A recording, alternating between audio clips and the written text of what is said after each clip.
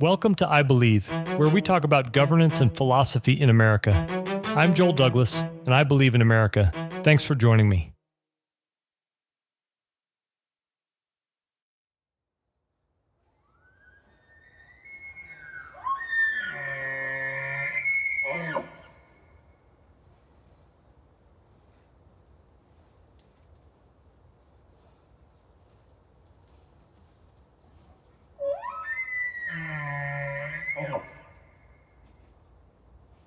A successful elk season has come and gone. Elk season isn't just about the harvest or packing heavy loads out of the mountains, though those activities are often involved. Elk season is communion. With the mountain and with each other, it's a time of remembrance, checking on kids and wives, eating and drinking together. You might hunt with someone you see often or someone you haven't seen in 10 years. Nearly every hunter in the camps I frequent is a veteran. We tell old war stories, curse aging, lament losses. We help each other hunt. We carry heavy loads on our backs for each other. We share food, water, motivation.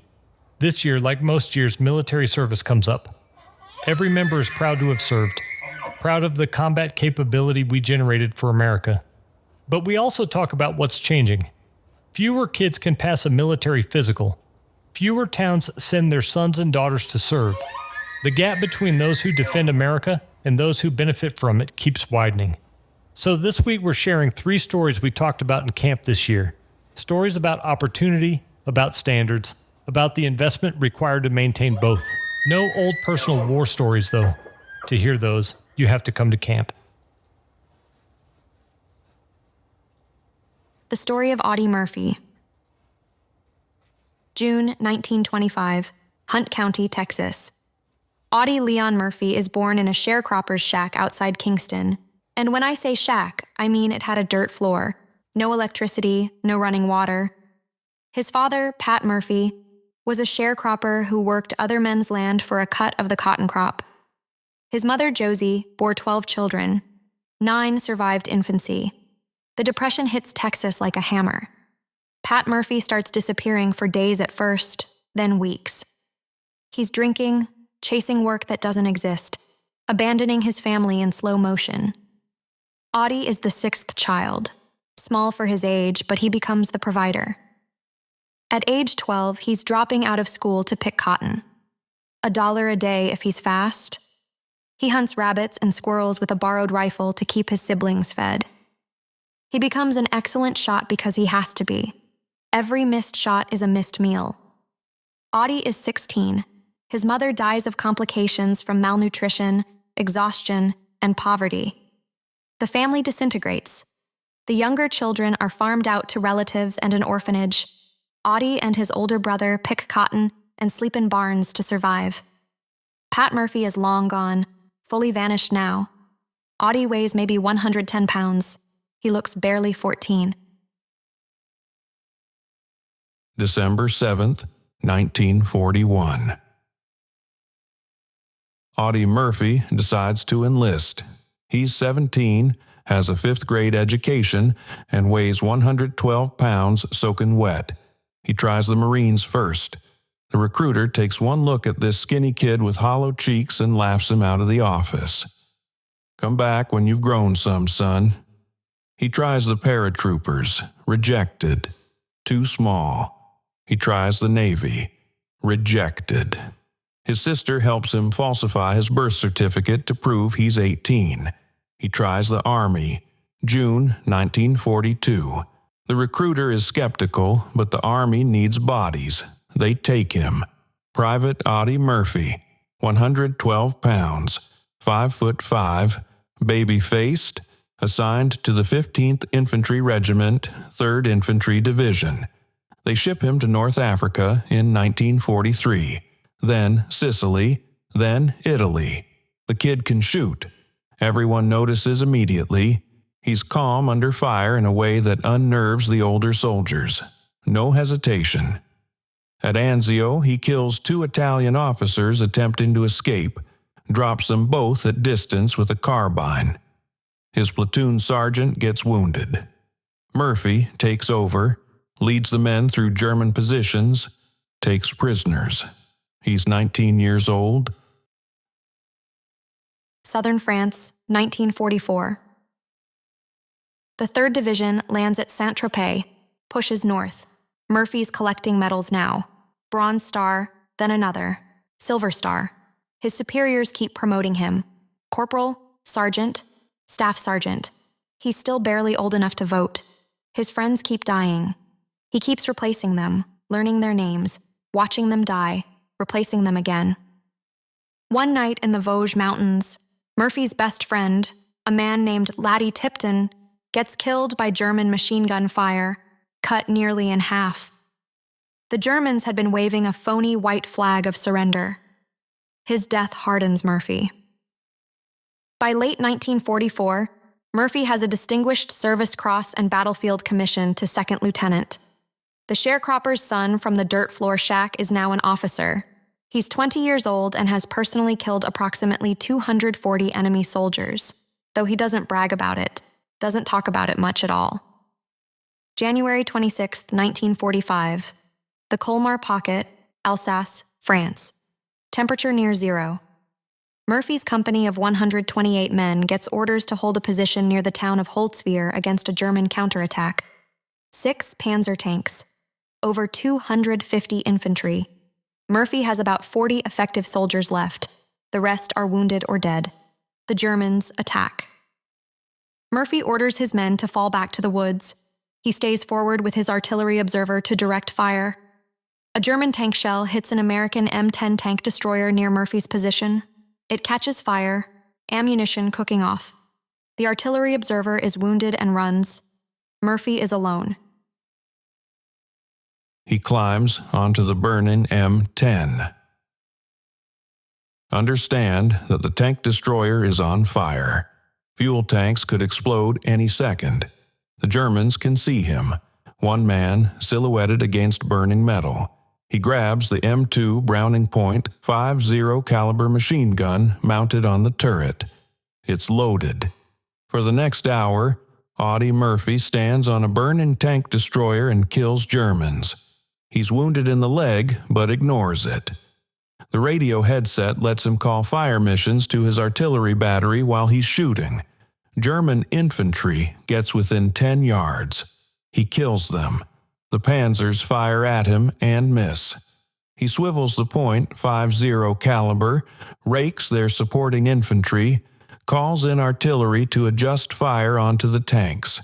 Rounds are snapping past his head.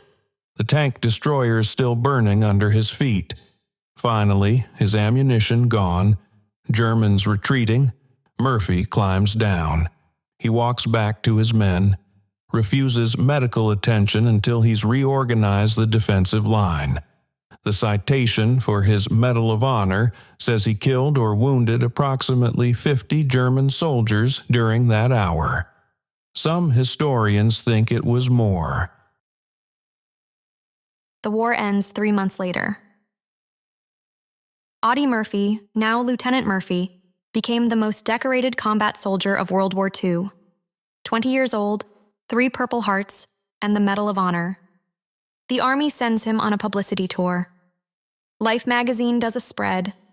In Hollywood, he meets James Cagney, who suggests Murphy try acting. He's got the face for it, still baby-faced, unthreatening. Universal Pictures offers a contract. Murphy uses his GI Bill benefits to take acting lessons. He's awkward at first, uncomfortable with the attention. But he works. Makes his first film in 1948. Over the next 2 decades, he appears in 44 films, mostly westerns. In 1955, he plays himself in To Hell and Back, adapted from his memoir. It becomes Universal's highest-grossing film until Jaws 20 years later. The military gave Audie Murphy what poverty never could. Training, discipline, purpose, opportunity. He buys a house in California, invests in oil wells and breeding horses, brings his siblings out of Texas, sets them up, breaks the generational cycle. The sharecropper's children become middle-class Americans. But Murphy never pretends military service is easy or cost-free. He has nightmares, sleeps with a loaded pistol under his pillow. His first marriage collapses. His wife says he wakes up screaming and unreachable. He struggles with what we now call PTSD, what they called battle fatigue, or shell shock then. The VA doesn't know how to treat it. Most veterans don't talk about it. Murphy talks about it. He testifies before Congress, uses his celebrity to advocate for veterans with psychological wounds, pushes for better VA funding, better mental health care, better recognition that war doesn't end when the shooting stops. He's open about his own struggles in ways that are radical for the 1950s and 60s. A Medal of Honor recipient admitting he's damaged, that he needs help. May 28, 1971. Murphy is flying from Atlanta to Virginia in a private plane.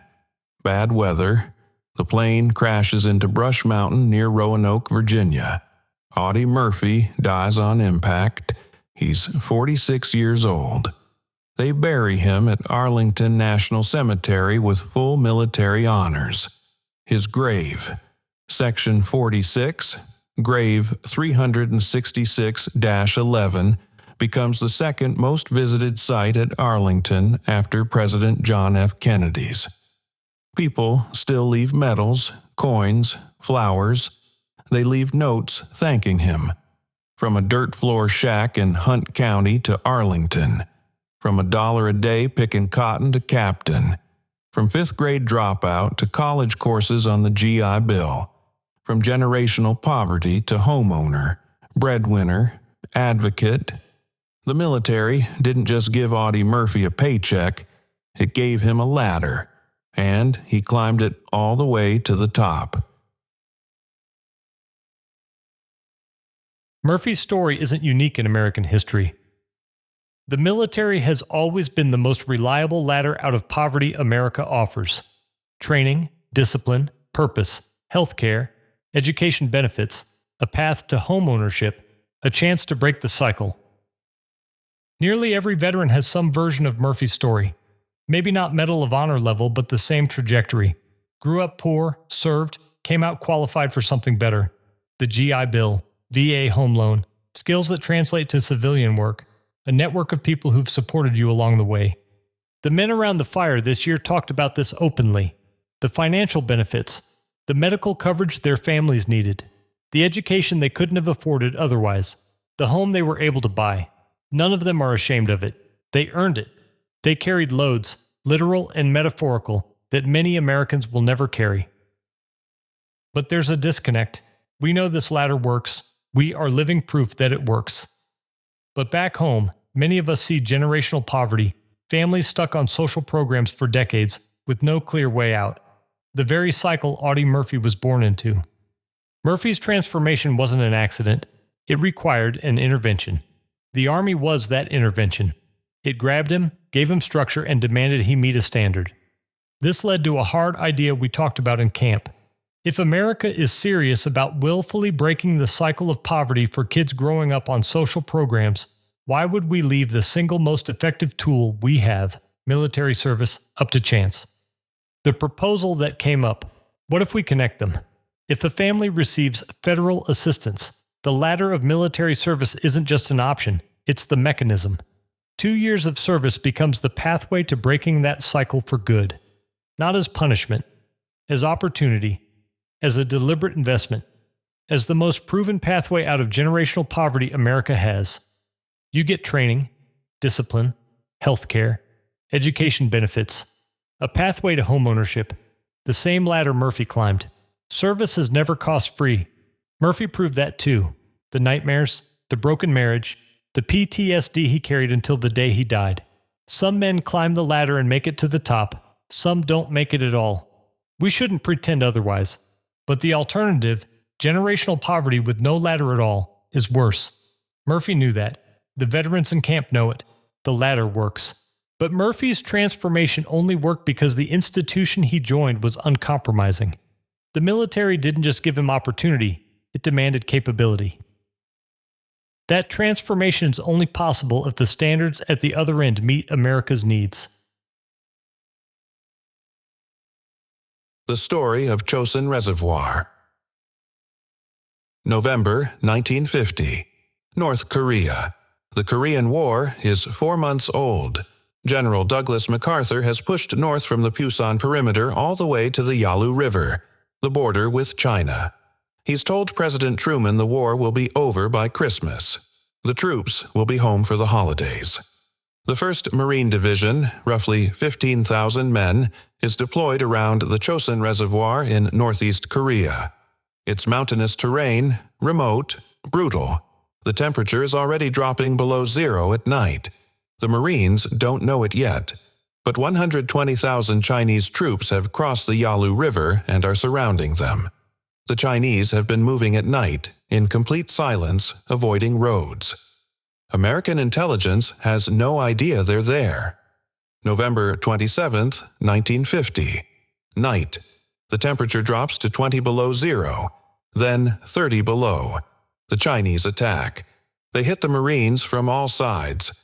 Fox Company, Easy Company, positions all around the reservoir, bugles blowing, whistles, human wave attacks. The Marines are outnumbered roughly 10 to 1, maybe worse in some sectors. The fighting is close, vicious, desperate. Chinese troops are pouring out of the hills. Some Marines are overrun in their sleeping bags. Others fight hand-to-hand in the dark. Machine guns jam in the cold. Rifle bolts freeze. Morphine syrettes freeze solid. Medics have to thaw them in their mouths before they can inject wounded men. The Marines hold. Barely. By morning, it's clear. The 1st Marine Division is surrounded.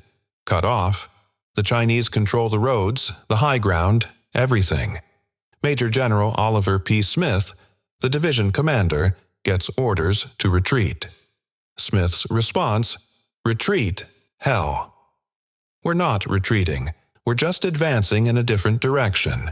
What follows is a 17-day fighting withdrawal from Chosin to the port of Hungnam, 78 miles through frozen mountains under constant attack, in temperatures that drop to 35 below zero. The load. Every Marine is carrying 80 to 100 pounds in sub-zero cold at altitude while being shot at. Here's what's in that load: an M1 Garand rifle. Weight 10 pounds plus 8 to 10 pounds of ammunition. 80 to 100 rounds minimum. Many carry more. Grenades. 4 to 6 fragmentation grenades, 1 to 2 pounds each. Rations. Sea rations. Frozen solid, 3 to 5 days worth. Water. Their canteens freeze. Marines melt snow or carry water inside their jackets against their bodies. Cold weather gear. A heavy, bulky sleeping bag, parka, wool layers, gloves, and extra socks. Frostbite kills men as fast as bullets. An entrenching tool for digging fighting positions in frozen ground. Ammunition for larger crew-served weapons. Machine gun belts. Mortar rounds. This is distributed among the squads. Medical supplies, bandages, frozen morphine, sulfanilamide powder. And that's just personal gear. The company also has to move crew-served weapons, 31-pound M, 1919 machine guns, 42-pound 60mm mortars, and ammunition for both. Radio equipment, radios, and heavy batteries, essential for calling artillery and air support. The wounded. As casualties mount, Marines carry stretchers, drag sleds, and support bleeding men who can't walk. Could they have carried less? Sure, and more of them would have died. Every item in that load was survival. If you carry less ammunition, you run out during the next Chinese attack and die. Less food? You lose strength, can't march, freeze to death, or get captured. Ditch the sleeping bag? You freeze to death overnight. Men are already dying of exposure. Leave the machine guns? You lose fire superiority. The Chinese overrun your position. Abandon the wounded? Not the Marines. They do not leave each other behind. The Chinese were traveling lighter. They have quilted uniforms, tennis shoes, a bag of rice.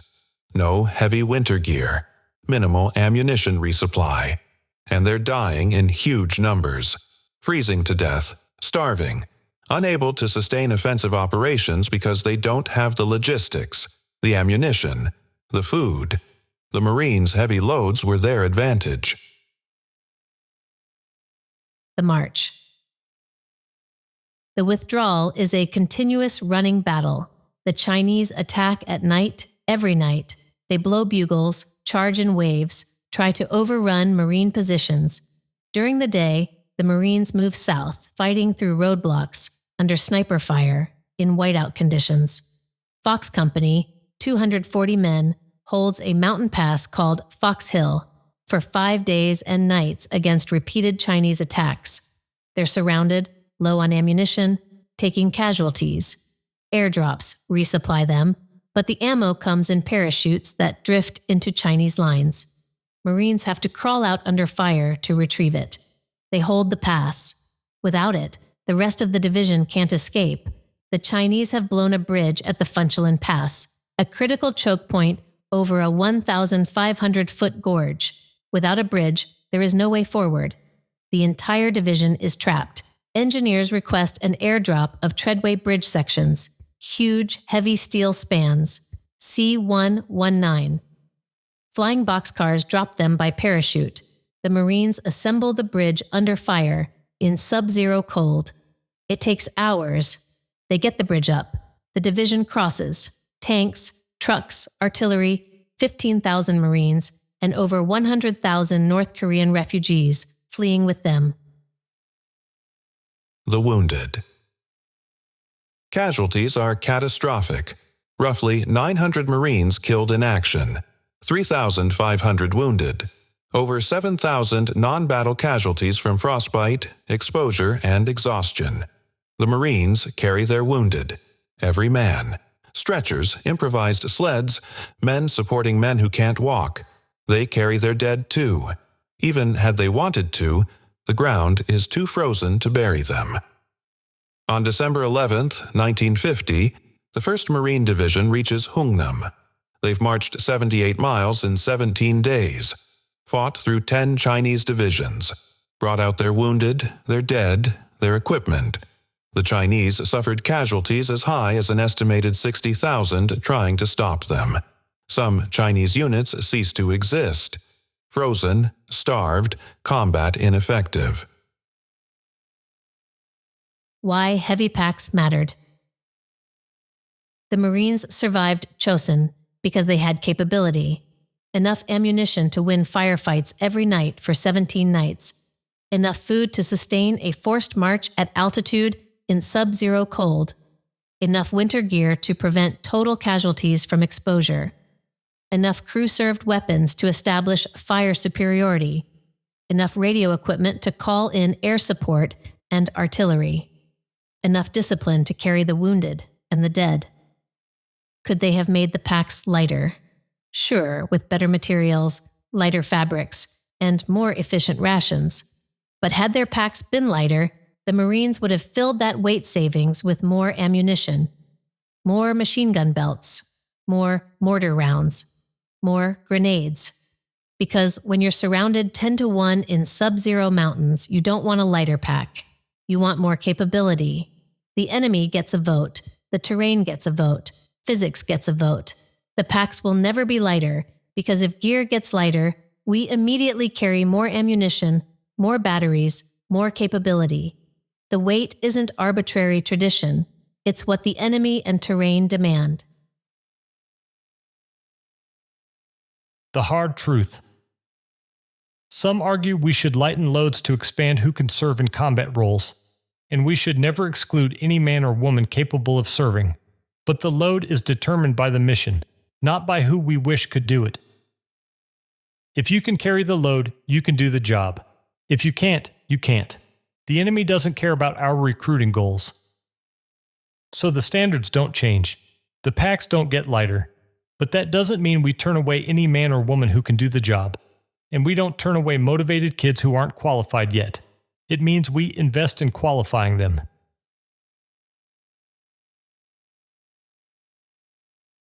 The story of the CCC and Project 100,000.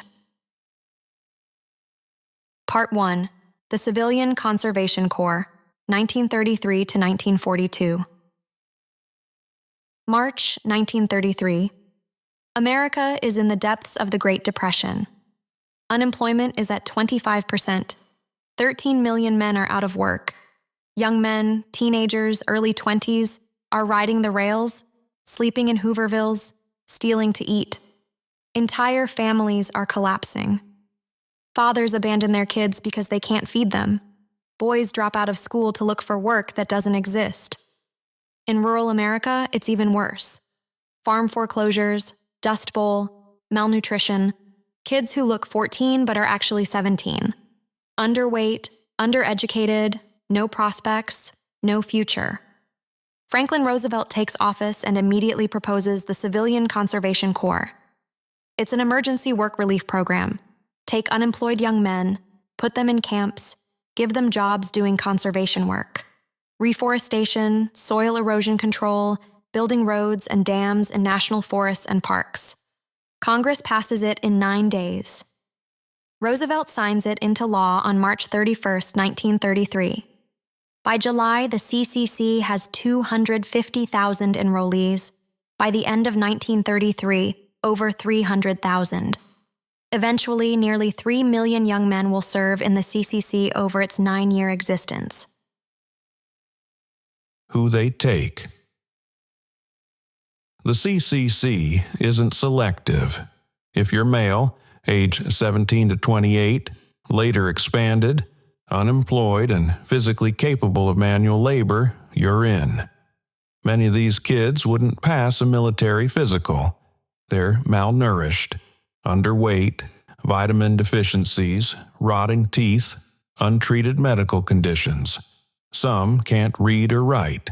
Some have never held a job, never followed orders, never been away from home. The CCC takes them anyway.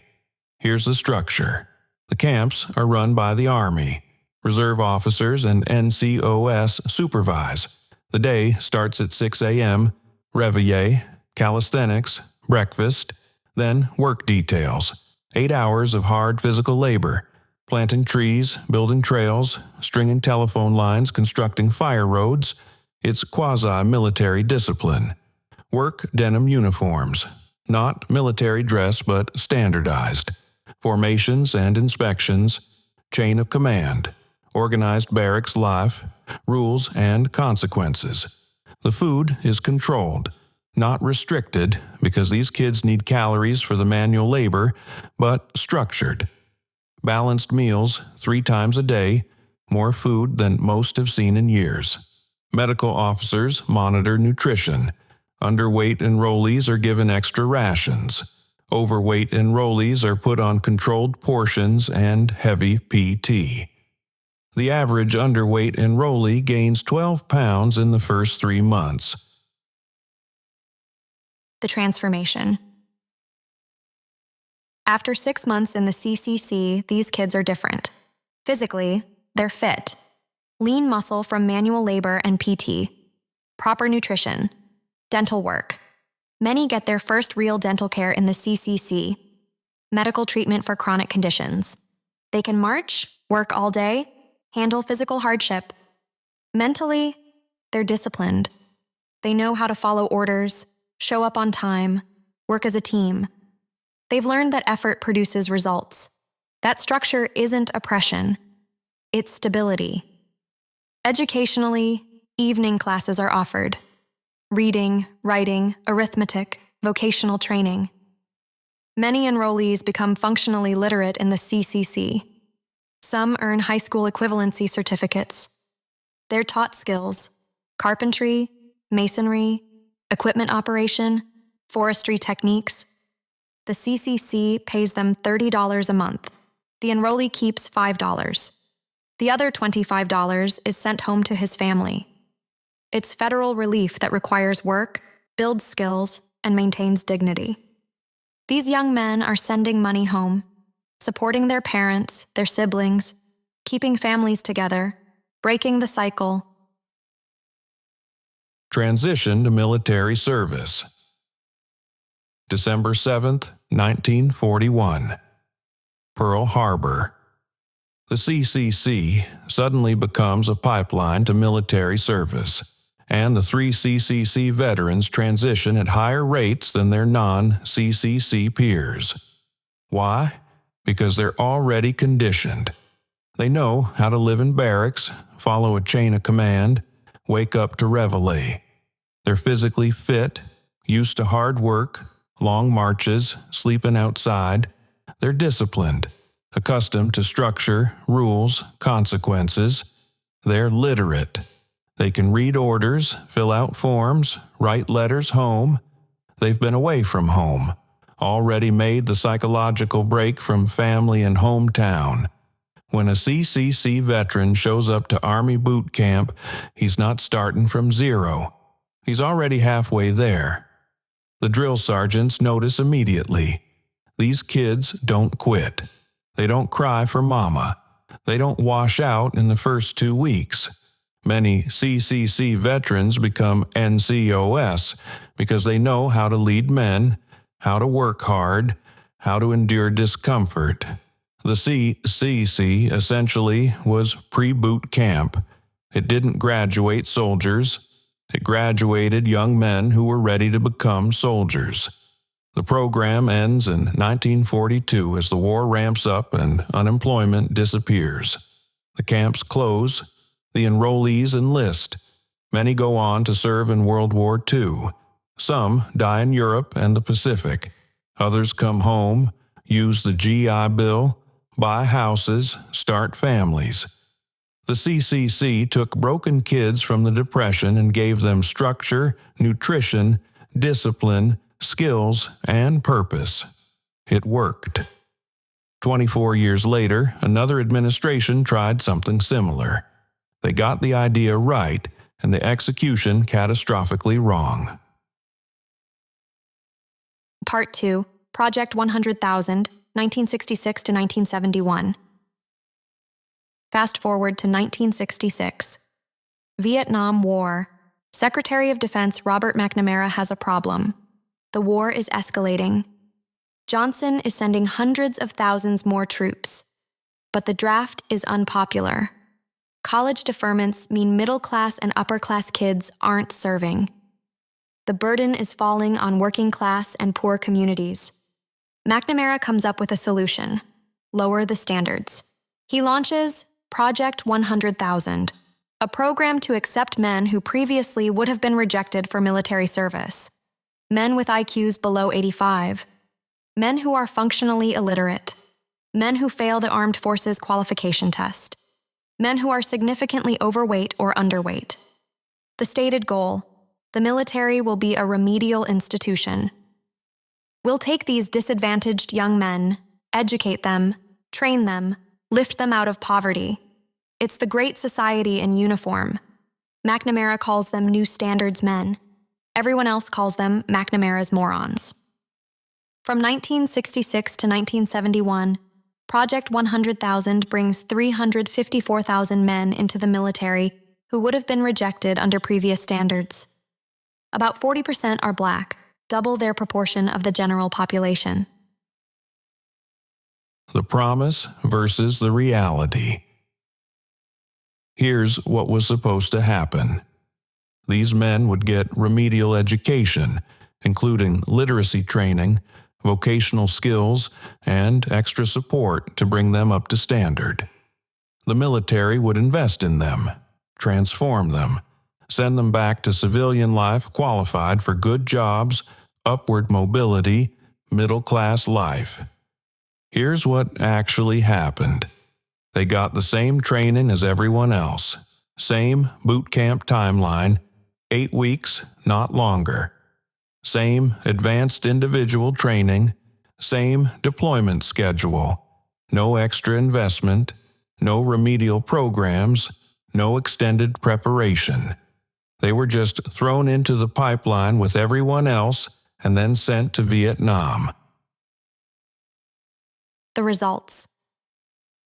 The data is brutal. Casualty rates. Project 100,000 men died at nearly double the rate of other servicemen. They were more likely to be killed in action, more likely to be wounded. Disciplinary problems. higher rates of non-judicial punishment, court-martials, and dishonorable discharges. Combat effectiveness. They struggled, couldn't read maps, couldn't follow complex orders, made mistakes that got themselves and others killed. Post-service outcomes, lower rates of college attendance, lower incomes, higher unemployment. Many couldn't even navigate the VA system to claim their benefits. One study found that Project 100,000 veterans had lower lifetime earnings than non-veterans from similar backgrounds. Military service made them worse off.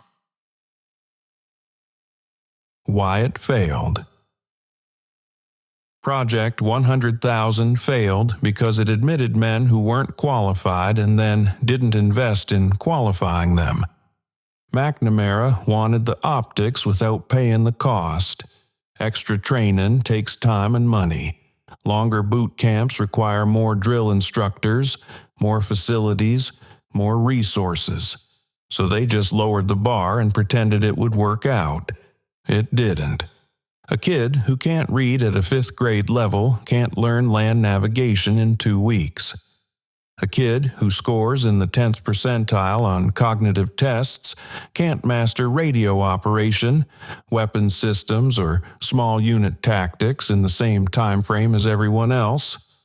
You can't give him the same 8 weeks as a high school graduate and expect the same output. And when you send him to Vietnam anyway, underqualified, underprepared, you're not giving him opportunity.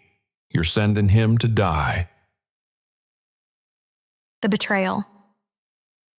The cruelty of Project 100,000 wasn't that it admitted unqualified men. The cruelty was that it admitted them without preparing them. The CCC worked because it invested 6 months to transform men before asking them to perform. It built the ladder, then helped them climb it.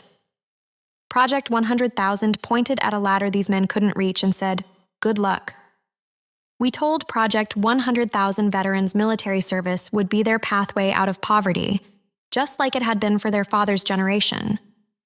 They believed it. They enlisted or got drafted.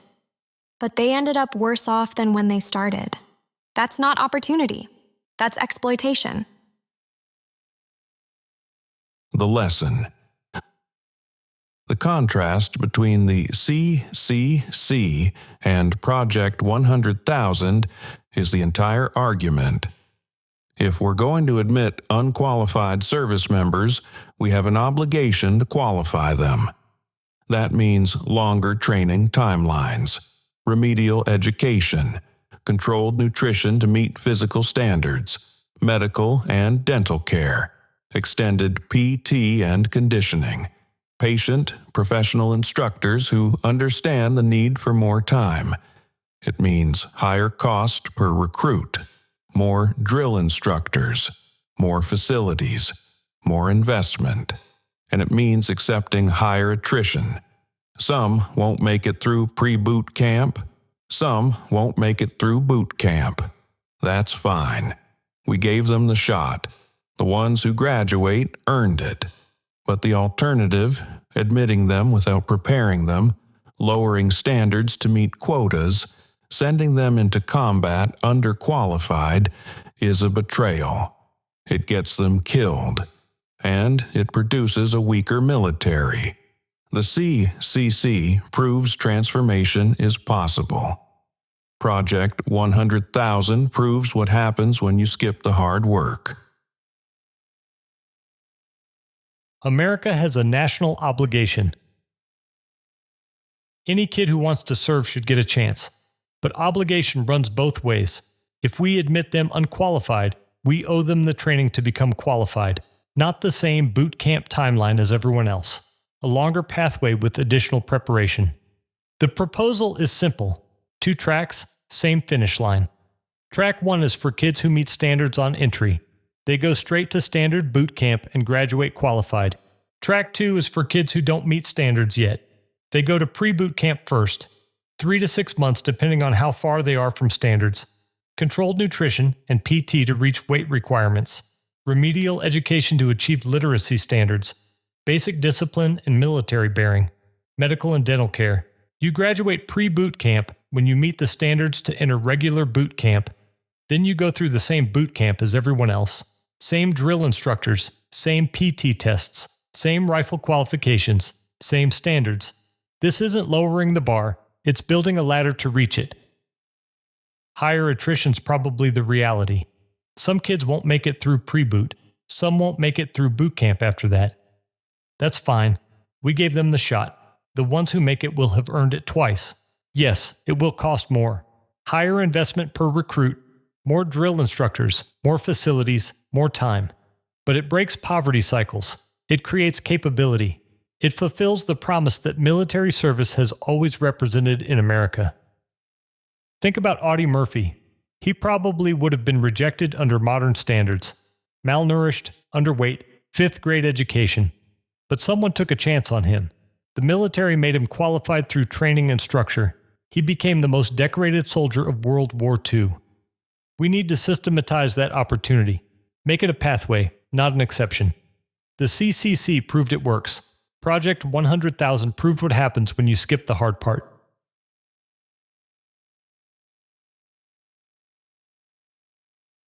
The packs don't get lighter. Military service has always been America's most reliable ladder out of poverty. Audie Murphy climbed it from a dirt floor shack to Arlington National Cemetery. So did most of the veterans sitting around elk campfires this season. The benefits are real: training, discipline, education, healthcare, home ownership. A pathway that breaks generational cycles. But that ladder only works if we maintain it properly. Combat loads at Chosin Reservoir weren't arbitrary. They were the minimum required to survive and win against a numerically superior enemy in sub-zero mountains. The packs will never be lighter because the mission demands more combat capability at every turn. Standards at the output end are non-negotiable. If you can carry the load, you can do the job. If you can't, you can't. At the same time, we have a national obligation to any kid who wants to serve. The Civilian Conservation Corps proved we can take unqualified young men and qualify them through extended training, controlled nutrition, remedial education, and discipline. Project 100,000 proved what happens when we skip that investment. Higher casualties, lower effectiveness, betrayal. The answer is 2 tracks with the same finish line. Kids who meet standards go straight to boot camp. Kids who don't go to pre-boot camp first until they're ready. Then everyone faces the same drill instructors, the same tests, the same standards. The ones who make it will have earned it twice. It will cost more per recruit. But it systematizes the opportunity Murphy had. It builds the ladder instead of pointing at one these kids can't reach. It breaks poverty cycles while maintaining the combat capability America needs. The ladder works. We just need to build it right and keep the standards at the top unchanged. May God bless the United States of America.